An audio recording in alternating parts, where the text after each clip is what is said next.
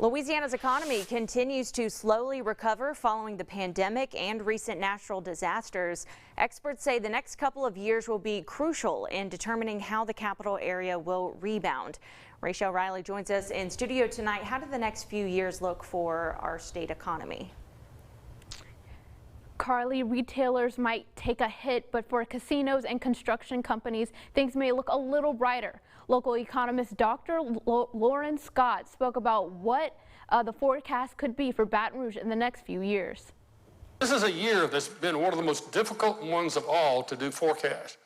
There's so much fog out there we're trying to see through, trying to figure out. There's so many uncertainties. Baton Rouge's economy was on a sharp downslope in 2020 and at the start of 2021, and it's now recovering at 58%. The construction side was one of the sectors that really got nailed during this time period. Of course, we had 3 casinos in our state, in our city, that were closed down during that time period as well. Stimulus checks have been there to prime the pump, especially due to personal consumption. The gross revenues to our casinos in the Baton Rouge area, suddenly you have more gross receipts than you've had since 2017, almost a record level receipts, which just shows you where some of that federal stimulus money went.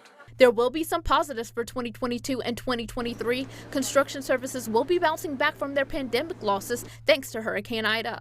The good news for us is we're starting out with $6 billion in construction spending. It's unfortunate for many, but for the construction contractors, it's sort of a blessing in disguise because we have an opportunity to rebuild.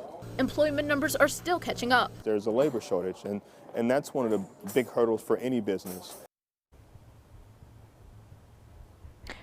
Although there are still some areas that are still recovering from the pandemic and storms, these industries should start to recover as time goes on. Reporting live in the studio, I'm Rachel Riley reporting. Back to you. All right, Rachel, thank you so much. Let's check in.